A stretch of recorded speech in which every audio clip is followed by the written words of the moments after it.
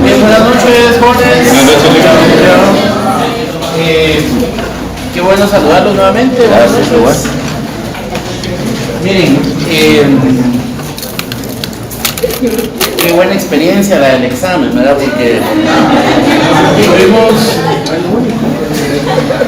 realmente es una especie de comprobación de lectura. En este tipo de evaluaciones lo importante es el tiempo que se tomen para leer, porque habían, como habrán notado, varias preguntas con trampa. De eso se trata, ¿verdad? Y eso generó básicamente el resultado de las notas que ya vieron. Tengo de momento 2 solicitudes nada más de examen extemporáneo presentadas. Entonces quiero preguntar si están presentes.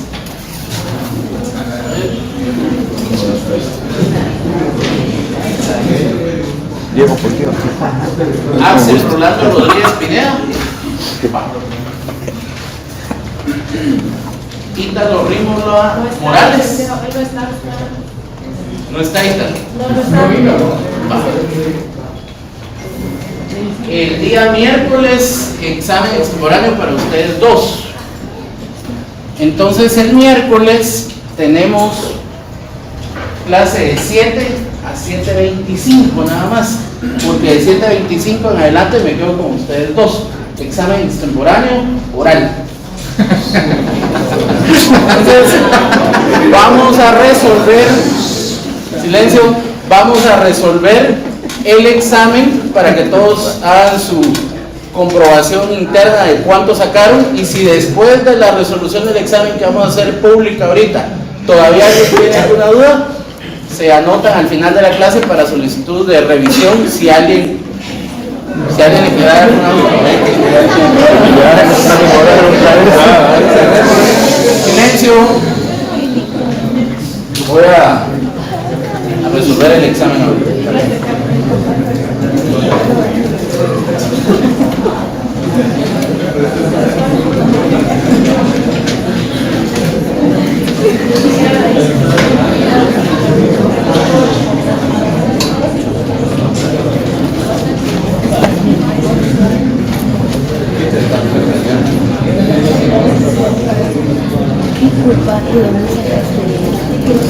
Bien, vamos a hacer silencio todos, por favor. La primera pregunta del examen, súper sencilla, decía: son considerados como elementos constitutivos del Estado, y habían 3 opciones: población y territorio, opción A; agua y población, opción B; poder, opción C.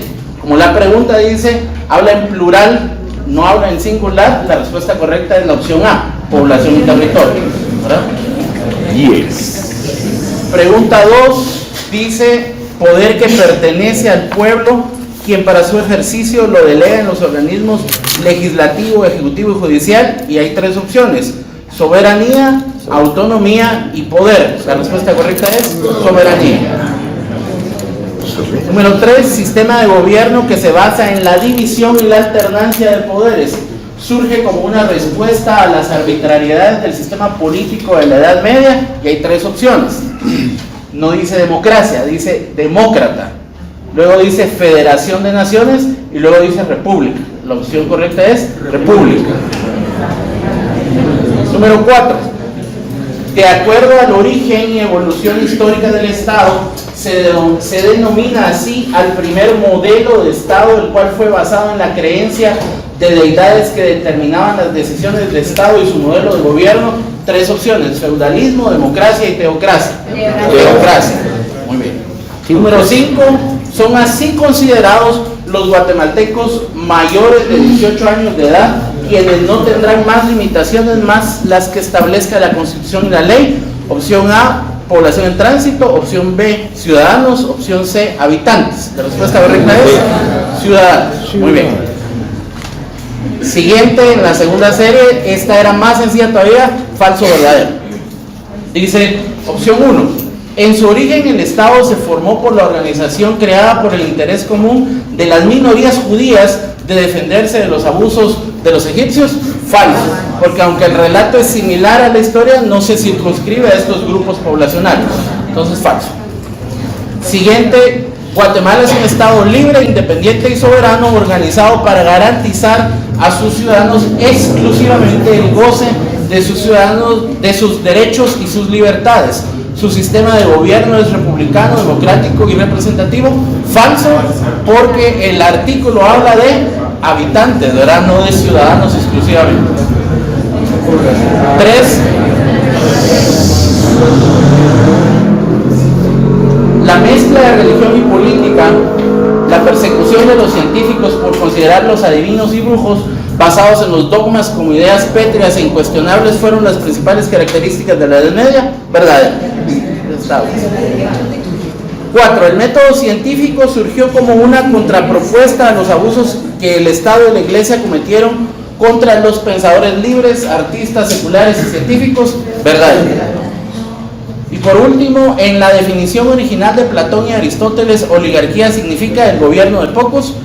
Verdadero. Y esa última pregunta se extrajo del libro, de las páginas que venían de la Córdoba.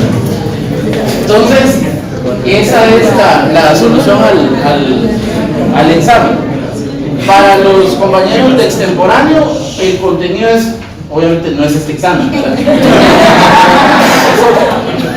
Pero lean el rango de las páginas del libro que establecimos y el contenido de la clase, que de ahí les haré algunas preguntas. ¿Qué tenemos? El día de hoy me entregaron en la coordinación la programación de los segundos parciales. Vamos a empezar con eso. El examen, el segundo parcial nuestro es el viernes 12 de abril. 12, para que lo anoten. Viernes 12 de abril. Y de hecho, ustedes comienzan exámenes el lunes 8, o sea, la semana del 8 al 12 tienen 3 parciales. El del viernes 12 es este curso, teoría del Estado. Eso prácticamente nos deja con un tiempo limitado, porque tenemos la clase de hoy y los 25 minutos del miércoles. Luego tenemos las 2 clases virtuales de la otra semana. Técnicamente la siguiente semana tenemos 2 clases presenciales, pero no sabemos, siempre esa semana es irregular por el tema de la huelga, que yo esperaría que sea una semana normal de clases, salvo el viernes, que es la declaratoria. Entonces ese viernes normalmente hay actividades, pero en el caso de este curso, que se imparte los lunes y los miércoles, no habría por qué hubiera alteración, digamos, en esos días. Y luego viene el descanso prolongado de Semana Santa y básicamente una semana más después y entramos ya a parciales. Entonces, ¿qué debemos tener presente? El segundo parcial tiene una valoración, una ponderación de 40 puntos. De esos 40 puntos vamos a distribuir esos 40 puntos en 2 comprobaciones de lectura que vamos a hacer previo al examen. Esas comprobaciones de lectura son sobre el texto que ya tienen, ¿sí? Entonces, para que anoten, como ustedes ya leyeron las primeras páginas del libro, Yo soy las de ahí. Está bonito. La primera comprobación de lectura va a llegar hasta la página 137, para que lean. ¿137? De la primera hasta el 137. Esa es la primera comprobación de lectura. La segunda comprobación de lectura va a llegar hasta la página 299. Es decir, la segunda comprobación de lectura empieza en la página 139 y finaliza en la 299. La segunda. Cada comprobación de lectura va a tener un valor de 10 puntos acumulables al segundo parcial. Entonces, primera comprobación de lectura 10 puntos, segunda comprobación de lectura otros 10 puntos y su segundo parcial, que ya saben que es el 12 de abril, otros 20 puntos para que saquen 40. Muchas gracias. Entonces, miren, ¿qué se necesita dentro de todo este proceso? Lean, tenemos tiempo. Vamos el miércoles que nos veamos, les voy a dar las fechas de cada una de las evaluaciones, pero ahorita de momento lean hasta la 139, digamos, que es la primera comprobación de lectura. 137. 37, perdón, 137. Las comprobaciones de lectura son para evaluar la comprensión lectora y para evaluar también la retención. Entonces, ¿qué quiere decir eso? Que no puedo sacar mis copias. Entonces, para que ustedes lean, se preparen y respondan las preguntas que vengan en la comprobación.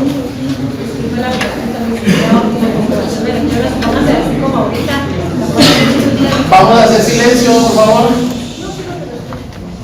¿Será para hacer el día miércoles o usted el día de hoy dice, mira, el miércoles vamos a tener comprobación de lectura o va a ser...?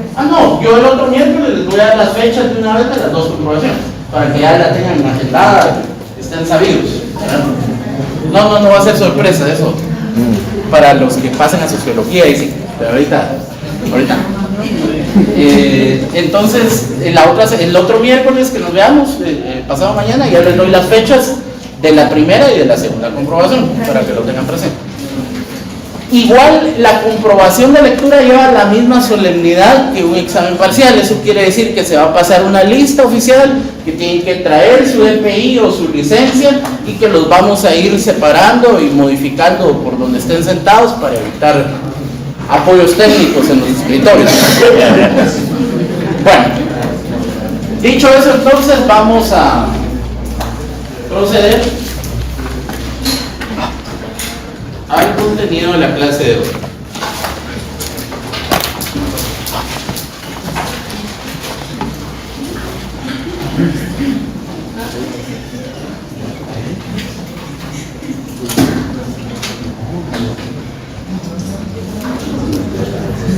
Vamos a la tercera unidad del programa, por favor. Tercera unidad del programa y vamos a hablar acerca de las formas de estado. Tercera unidad del programa y vamos a hablar acerca de las formas de estado.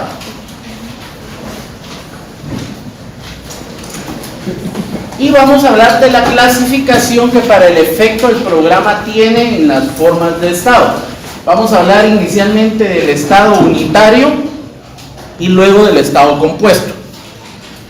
Entonces, empecemos a desarrollar el tema del estado unitario. Ya hay cuestiones que hemos abordado en sesiones anteriores, como el origen histórico del estado y todo lo que ya evaluamos en el primer parcial. Por eso vamos a partir de esas ideas que ya fijamos en el curso y vamos a continuar construyendo a partir de esas ideas. La figura del estado unitario surge a partir de consolidar el poder del Estado en uno o más poderes. Es decir, un Estado unitario no es un poder consolidado como es una monarquía, por ejemplo, porque eso es diferente. Cuando hablamos de Estados unitarios nos referimos a que la organización administrativa del territorio pertenece a un solo Estado. Por ejemplo, el Estado de Guatemala es un Estado unitario. ¿Por qué el Estado de Guatemala es un Estado unitario? Porque administrativamente somos un solo Estado y nuestra organización administrativa se divide en departamentos y municipios, pero somos un solo Estado. ¿Ya? Eso no quiere decir, repito, cuando hablamos de los estados unitarios, no hablamos de estados que concentran el poder, sino que estamos frente a estados que tienen la división de poderes, pero administrativamente están organizados, su territorio particularmente, en un solo estado. Es decir, somos el Estado de Guatemala, a diferencia de México, por ejemplo, que son los Estados Unidos mexicanos, o los Estados Unidos de América, quizás los Estados Unidos.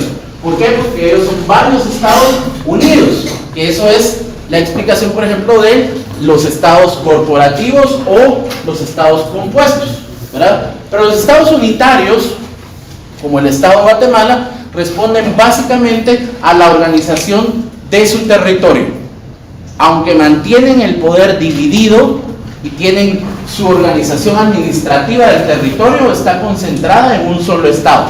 ¿Cómo se define entonces que sea un solo Estado o que sean varios? Porque en su origen los estados, cuando son creados, en su origen, vamos al Estado de Guatemala, por ejemplo, Cuando vamos al origen del Estado de Guatemala, Guatemala inició históricamente como un Estado también compuesto. Ustedes recordarán que Centroamérica pertenecía básicamente a un solo corporativo en donde Guatemala era la Capitanía General de Guatemala. Entonces la extensión de los territorios llegaba desde el Estado de Guatemala incluso hasta Panamá. Pero en ese momento histórico teníamos varios estados unidos en la Federación Centroamericana. ¿Ya? En nuestra historia entonces nosotros tenemos un récord histórico de ser también un estado compuesto en la historia, pero actualmente somos un estado unitario, porque en el proceso del devenir histórico fuimos segmentándonos y cada estado se revistió de la necesaria autonomía para poder ejercer sus propias normas. Entonces el Estado unitario, repito, no concentra el poder en una sola persona, sino que lo divide, tiene su organización administrativa, pero territorialmente solamente es un Estado. En África tenemos muchos casos de estados que, a diferencia de como nos sucede en Latinoamérica, que comenzamos siendo corporativos y luego nos fuimos segmentando para ser unitarios. El fenómeno, por ejemplo, en África o en Asia es a la inversa, es decir, estados que comienzan siendo unitarios y que se van corporativizando o se van organizando hasta llegar a ser colectivos. La Unión Europea es un ejemplo de eso, de un proceso histórico cíclico que va de lo corporativo a lo unitario y de lo unitario a lo corporativo.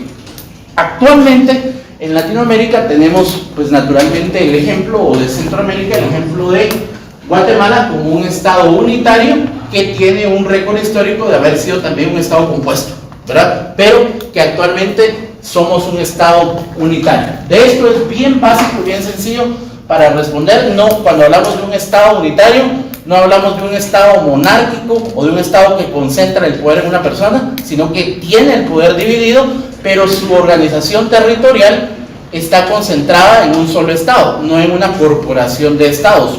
Por eso estamos frente a un estado unitario y no frente a un estado compuesto. Los estados compuestos, por el contrario, son estados que suman a varios estados unitarios, pero están organizados a partir de determinadas situaciones como normas generales. Por ejemplo, en los estados unitarios como el nuestro tenemos una sola constitución, un solo código civil y un solo cuerpo normativo que rige sobre todo nuestro territorio y sobre nuestra población en otros países. El ámbito de aplicación de la ley en tiempo y espacio que dice la ley de organismo judicial. Pero en el caso de los estados compuestos tienen dos tipos de normas.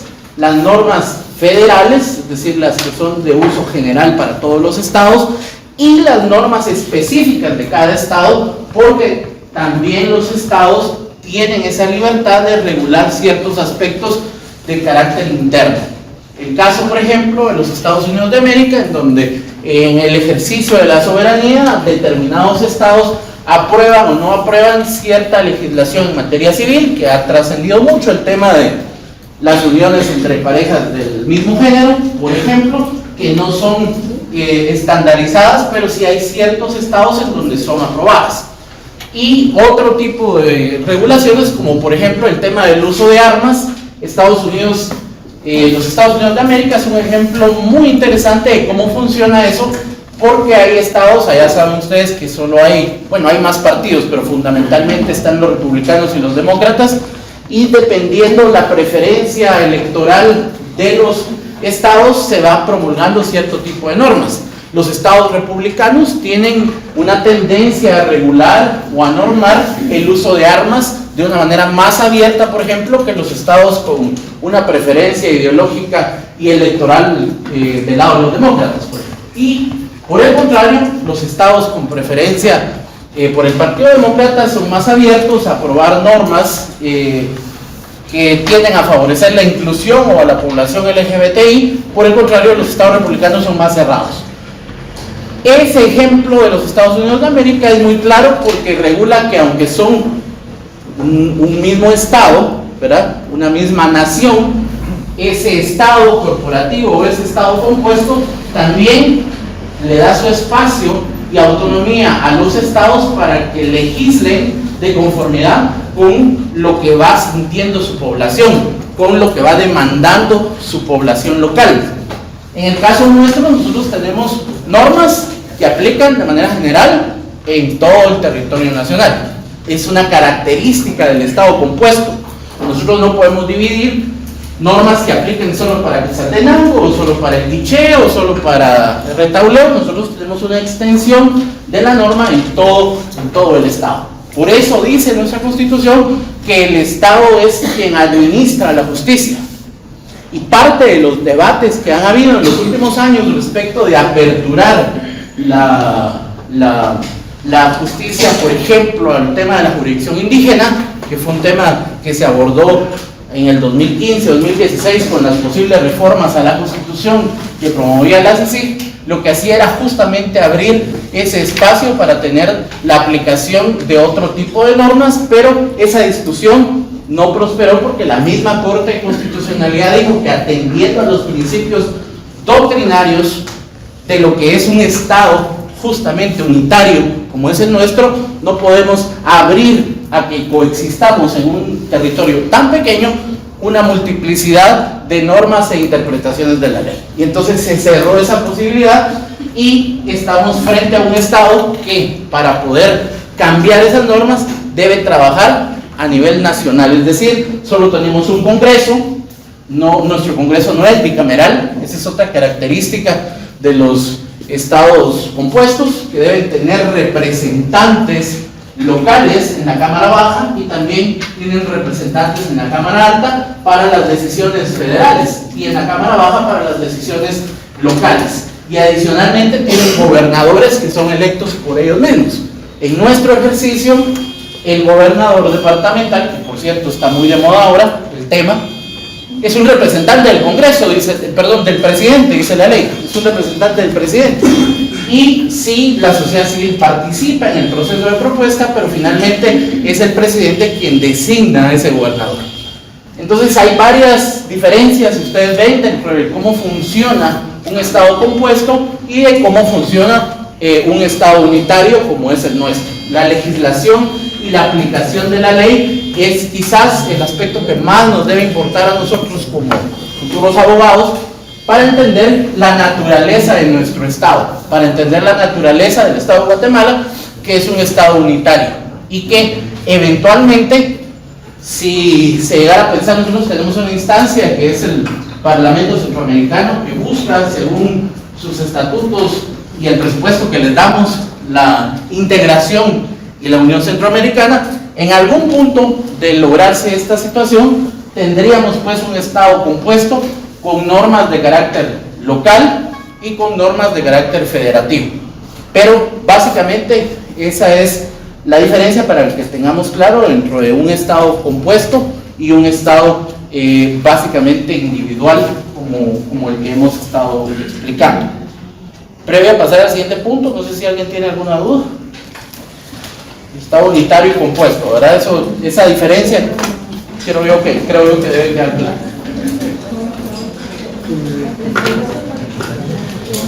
Miren, tenemos dentro de los estados compuestos una subclasificación que me interesa desarrollar, que está en el programa. Hay una subclasificación de los estados compuestos. Ya que hemos entrado con claridad a diferenciar un estado compuesto de un estado unitario, hablemos ahora de la subclasificación de los estados compuestos. Y esa primera subclasificación son los estados federales, que es justamente, los estados federales se basan en la figura de valga la redundancia, de la federación.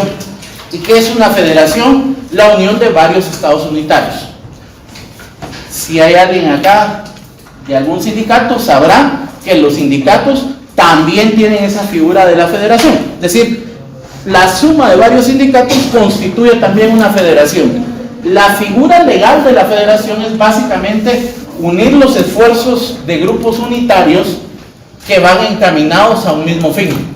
Entonces, los grupos, en este caso, la figura del Estado federal representa la unión de varios estados unitarios y representa la cúspide, es decir, la versión más avanzada o la versión final de un estado compuesto. Para que un estado pueda llegar a ser federado, previamente tuvo que haber pasado por otras figuras históricas un poco más rudimentarias, como por ejemplo las que están contenidas acá, que es la confederación de estados, la unión real y la unión personal. Entonces voy a empezar quizás por la unión personal, que fue en el récord histórico la versión más antigua. Recuerden ustedes que los estados en el histórico, cuando vamos al análisis histórico, los estados representaron siempre la unidad, de las personas encaminados a un mismo objetivo. Entonces, en este caso particular, la unión personal, la figura de la unión personal, doctrinariamente hablando, responde a aquellos estados que estaban concentrados en una persona. En el mundo antiguo tuvimos sobre todo las monarquías, y entonces se daban aquellas uniones en donde un estado, por ejemplo, para mezclarse con otro o para tener beneficios, el hijo del rey del estado A contraía matrimonio con la hija del rey del estado B.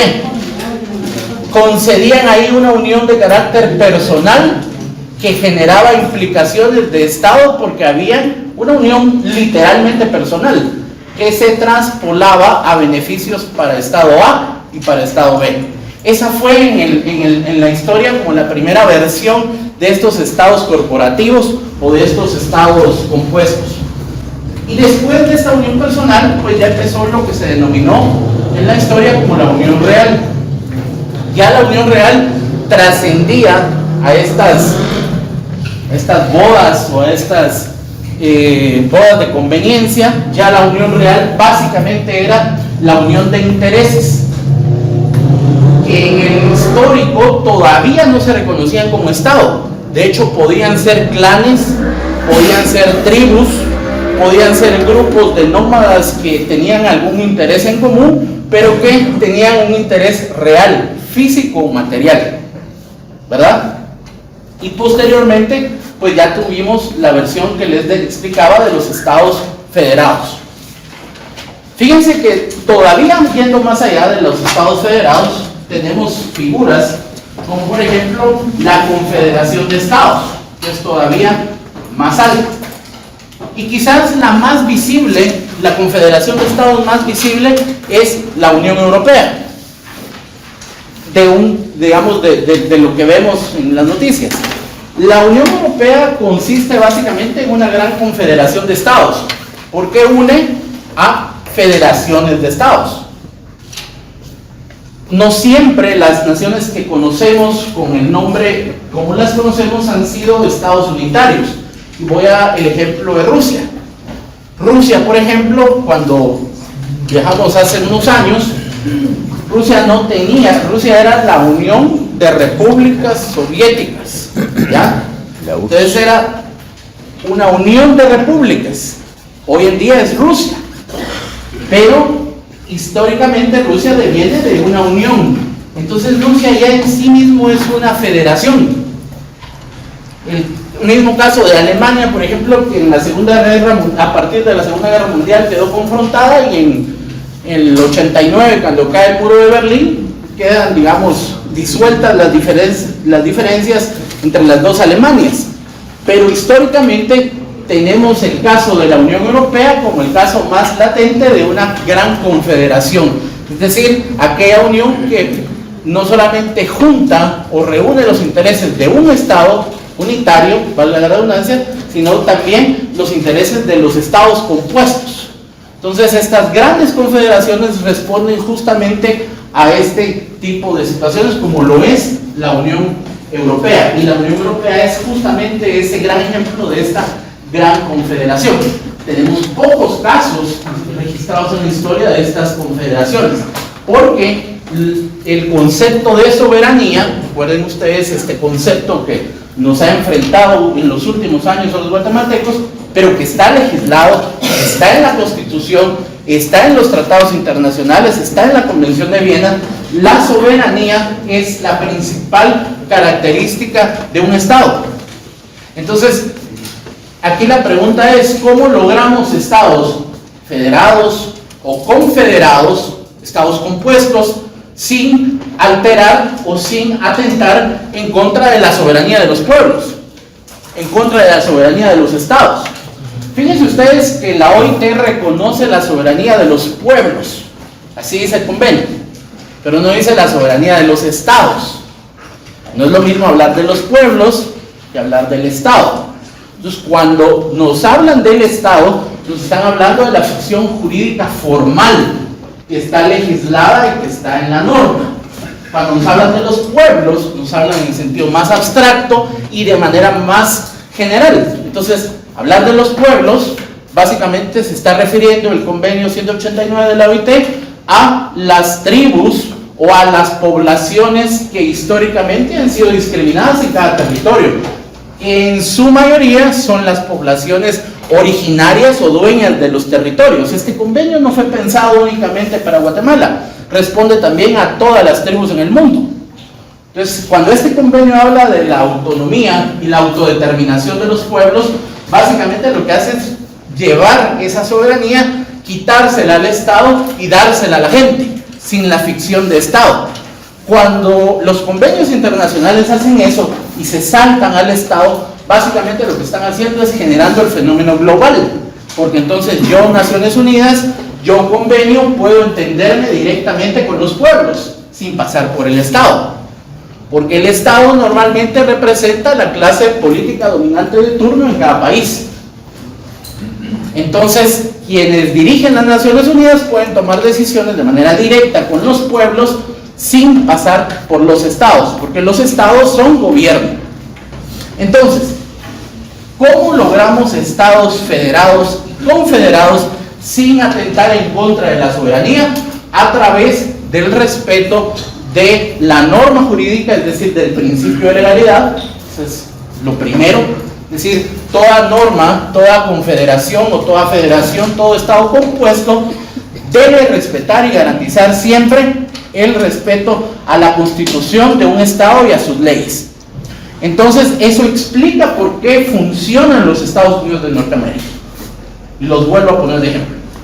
Porque sin importar que los demócratas sean más abiertos en temas LGBTI y los republicanos sean muy buenos para regular el uso de armas, siguen siendo un Estado. Respetan la diferencia de criterios de un grupo o de otro. Claro, donde manda la mayoría se aplican las leyes. Si un Estado, Oklahoma por ejemplo, históricamente ha sido republicano, y alguien que vive en Oklahoma no está de acuerdo con las reglas, hay otros 20 estados demócratas a donde se puede mudar y donde puede vivir plenamente, sin que eso implique dejar de pertenecer a los Estados Unidos de Norteamérica, es decir, a esa federación, sin alterar la soberanía entonces de los estados, porque se respeta la voluntad de la gente.